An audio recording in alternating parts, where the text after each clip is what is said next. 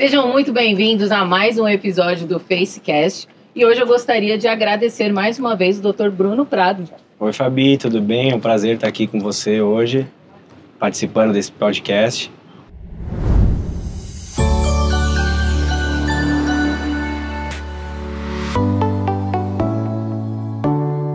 É uma honra ter o doutor aqui hoje. Nós vamos falar sobre ATM, disfunção temporomandibular. Eu sou a doutora Fabiana Oliveira, especialista e mestre em DTM do orofacial, e vai ser um prazer conduzir essa conversa com o doutor aqui. Maravilha, estou pronto, preparado. Doutor, eu gostaria que o senhor se apresentasse para os nossos seguidores aí.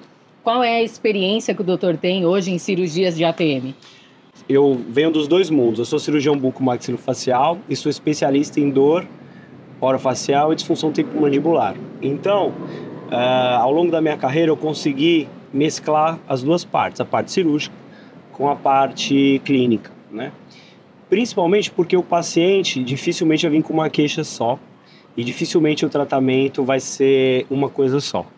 Então, nós temos que nos cercar de diversas maneiras, né, para poder tratar esse nosso paciente. Doutor, eu gostaria que o senhor falasse, então, para quem está nos assistindo, os sinais e sintomas que esses pacientes chegam até a sua clínica aí, falando de uma disfunção temporomandibular. Quais são os sinais mais corriqueiros e característicos de uma DTM? Bom, para o clínico entender, os sinais mais corriqueiros são dores de cabeça, né? Principalmente ao acordar, e estalos na articulação. Então, esses dois sintomas é o que leva o paciente a procurar ajuda de algum profissional especializado na área. Independente se o caso seja cirúrgico ou seja clínico, né? Mas as dores de cabeça e os estalos são o que mais incomodam os pacientes. E eles buscam esse primeiro apontamento, né? Essa primeira consulta, para entender o que está acontecendo. Né? Até porque nós sabemos que esse paciente ele vem acompanhado muitas vezes aí de uma dor orofacial, de um zumbido, Isso. né? Ele apresenta possivelmente alguns hábitos parafuncionais de roer unha, mascar chicletes, né? E que na hora que a gente vai fazendo uma anamnese, a gente vai descobrindo que esse paciente não necessariamente ele tem uma disfunção temporomandibular, mas ele possivelmente pode ter até outros problemas, né? Isso, tem um outro ponto em questão que é a ansiedade. Acho que hoje em dia, né, um tempo pós-pandêmico, o nível de ansiedade dos pacientes aumentaram. Então, com mais ansiedade, mais bruxismo, mais apertamento, mais zumbido, mais dores musculares, né, e mais degenerações articulares. Então, esse tipo de paciente ele vem numa crescente. E ele vem com dor, óbvio, ele vem com sintomas articulares, com sintomas otológicos, às vezes já passou num otorrino, que não teve um diagnóstico. E aí, quando ele chega pra gente, a gente tem que se cercar, né, diagnosticar, que é das coisas mais difíceis, entender o que é dor crônica, entender o que é dor aguda, entender o que é dor nociplástica, e pontuar um tratamento. Às vezes nunca é um tratamento só, né? Sim. E buscar uma equipe multidisciplinar para poder tocar o caso, né? Que não há uma cura, uma mágica, um remedinho que tome que passe, né? A disfunção temporomandibular, como ela é um desarranjo de uma articulação que envolve ligamento, envolve musculatura, envolve osso, então ele tem que ser tratado de uma maneira multidisciplinar. Não tem jeito, não tem outra Até forma. porque nós estamos falando de uma doença também somatosensorial, né, doutor? Isso. Então, por ser uma doença somatosensorial, existe sim esses multiprofissionais, na verdade, trabalhando aí por um senso comum. E eu gostaria de perguntar para o doutor hoje quais são os exames complementares que o doutor acaba solicitando para esse paciente para a gente ver se esse tratamento seria um tratamento conservador ou um tratamento cirúrgico. Maravilha. Adoro exames complementares. Eu acho que hoje nós chegamos num padrão ouro muito bom de visualização de imagens. Só que a predominância para um diagnóstico e para um tratamento tem que ser clínico. Então eu solicito ressonância magnética da TM, dá para você solicitar cintilografia, tomografia, tem uma série de recursos para você entender em que processo a articulação e a musculatura, né, tá passando. E basicamente, se você esquecer os exames, né, ou conseguir correlacionar, o tratamento tem que ser voltado para a clínica, né? Às vezes você tem pacientes assintomáticos com exames de imagem extremamente avançados, né? E às vezes você tem pacientes com muita sintomatologia que não apresentam nada no sistema nos exames de imagem. Então, basicamente, colher a história do paciente, né? Fazer uma boa anamnese, um exame clínico, correlacionar com os exames de imagem. Aí definimos um tratamento que pode ser clínico, pode ser cirúrgico e basicamente em 98% dos casos são os dois. Independente do paciente ter um tratamento cirúrgico ou conservador, o doutor acaba encaminhando esse paciente para diminuição da dor para algum outro especialista? Como que o senhor acaba conduzindo essa situação? Excelente pergunta. Eu acho que isso é o futuro, né? Todo paciente imagine um paciente cirúrgico. Todo paciente cirúrgico, ele tem uma queixa álgica. Se você consegue tratar isso com a cirurgia, ok. Mas provavelmente, se você faz uma cirurgia num paciente e ele continua com dor, você comeu bola do outro lado. Então você tem que ter sempre um tratamento clínico concomitante. Então eu indico sempre fisioterapia para trabalhar toda a questão muscular, né? Isso é extremamente importante. Acho que 100% das vezes é necessário, porque o paciente com uma dor articular, ele tem uma série de sintomas musculares e eu acho que você precisa separar e tratar também a questão muscular. O segundo profissional que eu gosto muito é um psiquiatra ou um neurologista, porque há questões somatoriais envolvendo dor, principalmente dores crônicas. Hoje você vê cada vez mais pacientes dependente de remédios, dependente de cirurgias, dependente de tratamentos, e a questão não está ali, né? A questão está no todo. Então, isso eu acho que a gente tem que tratar de uma maneira global. Então, vem fisioterapia, vem um psiquiatra, vem vem um psicólogo. As placas interoclusais ajudam muito, né? Hoje em dia, no momento pós-pandêmico, o nosso paciente ele foi para o home office, então ele trabalha mais, ele tem mais tarefas, ele está mais tempo na frente da tela apertando. Então a placa ela se torna um tratamento indispensável também. Por mais que ele seja um caso cirúrgico, por mais que ele seja, né, uma mialgia ou uma dor, uma cervicalgia, a gente usa a placa para poder equilibrar tudo isso. O que eu sempre gosto de falar para os meus pacientes é, independente de ser cirúrgico ou não, eu acho que a gente tem que diminuir a dor, né? O paciente, na verdade, ele acaba buscando muitas vezes a gente ou pela dor ou pela limitação de abertura de boca ou mastigação.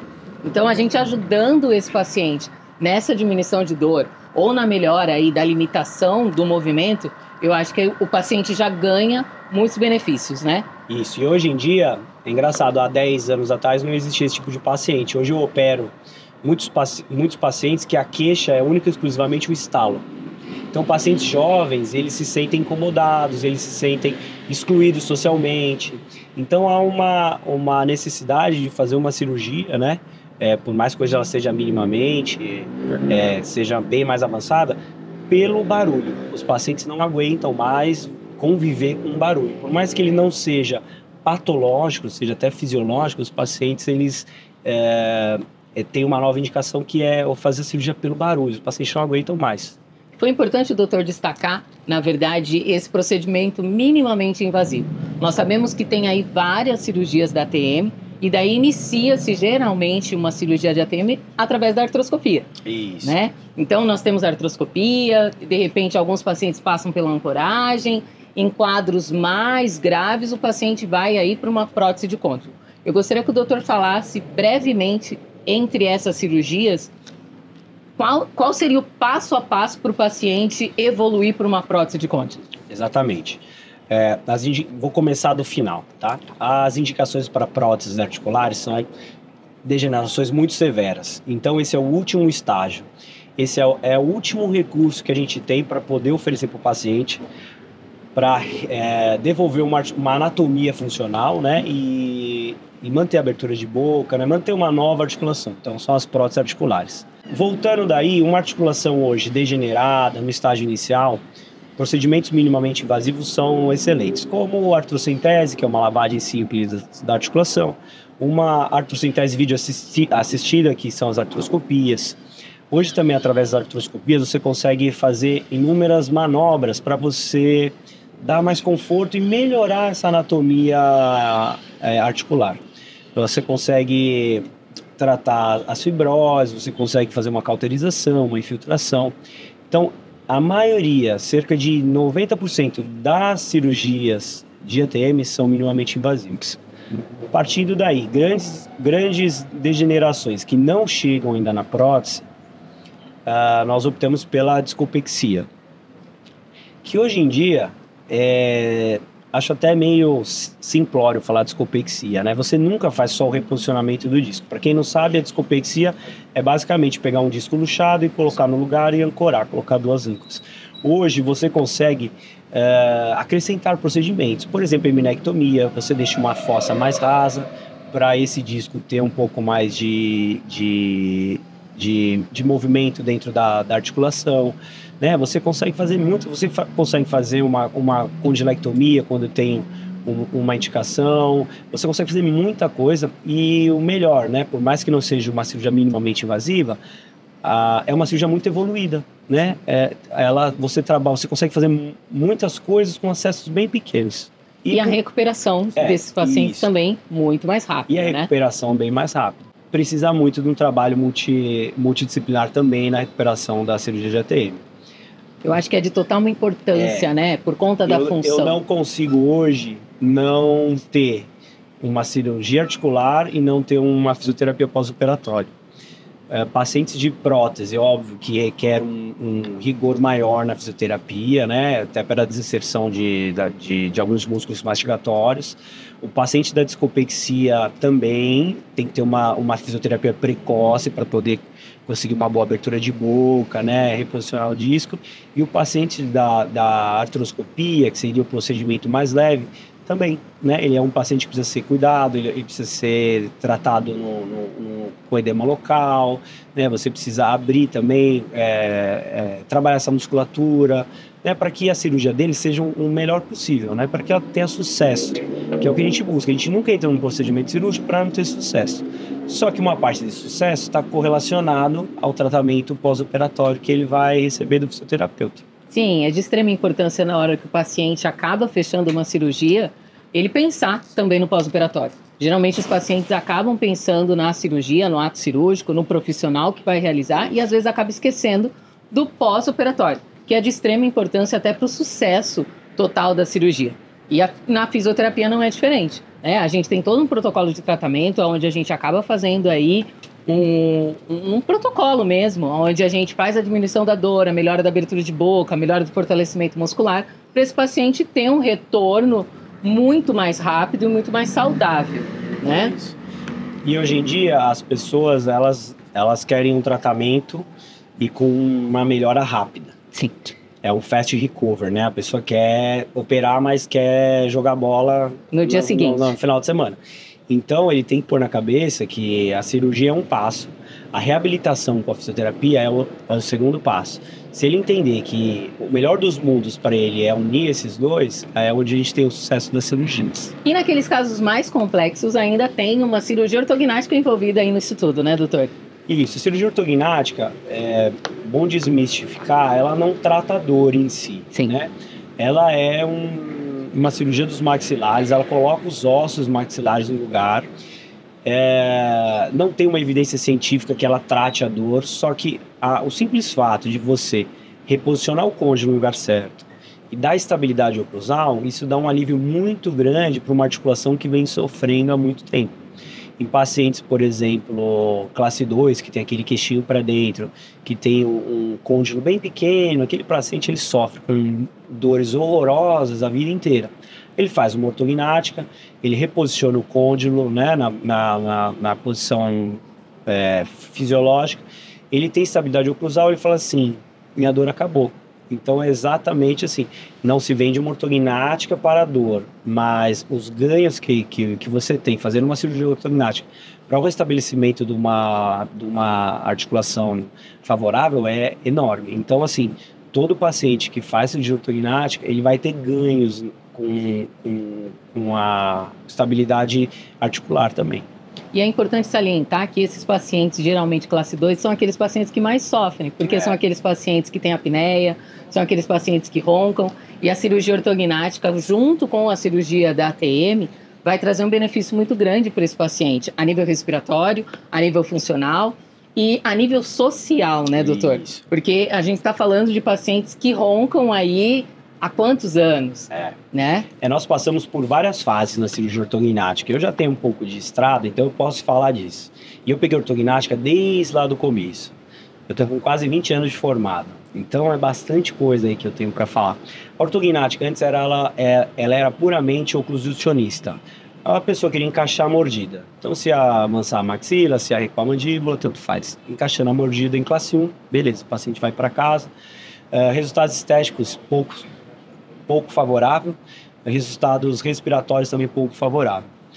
Depois dos giros de plano, então começou a se ter o melhor dos mundos. Você encaixava a mordida, você tinha resultados estéticos e você tinha resultados respiratórios fantásticos. Então hoje, qual que é o meu nicho de paciente? Pacientes jovens com queixas estéticas e pacientes meia-idade, idosos com queixas respiratórias.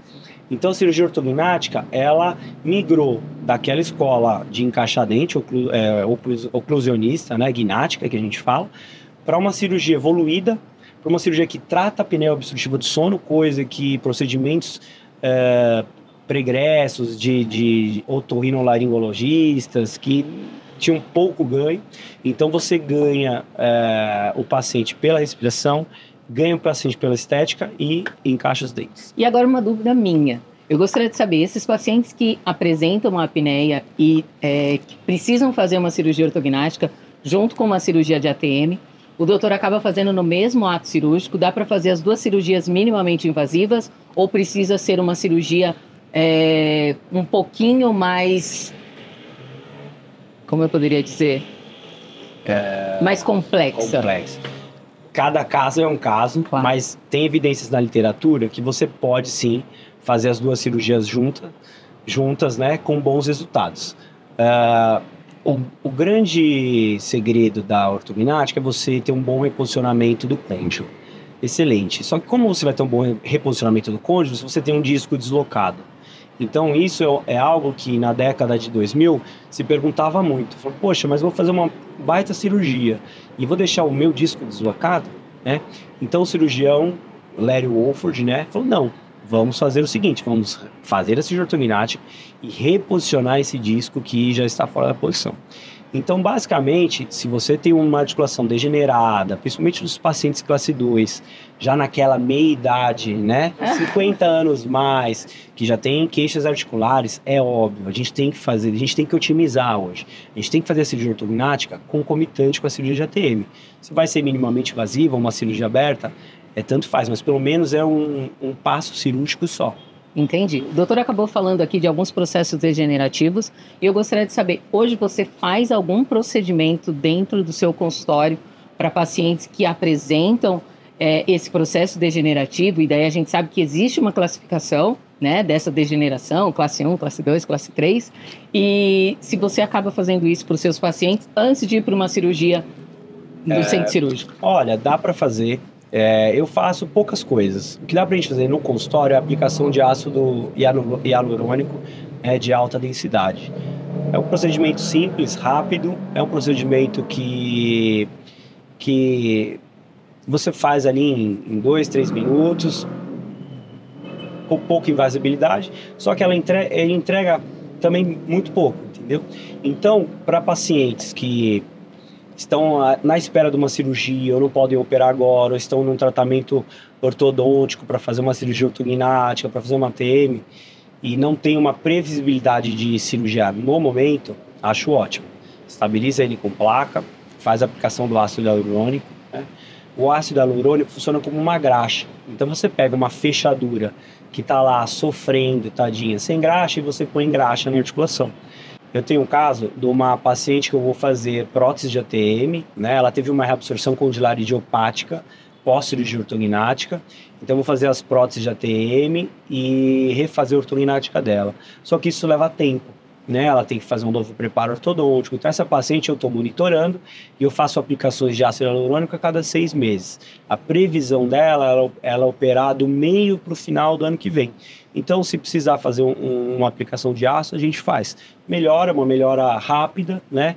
E não muito prolongada, mas funciona bem. Até porque para sair também a cirurgia acaba demorando um pouquinho, né, doutor? Demorando um pouquinho. Então, esses pacientes têm uma melhora no quadro álgico. Então, eu acho que é um acalento para eles. É um carinho. Exato, é um carinho para eles até ficarem bem aí até a data da cirurgia.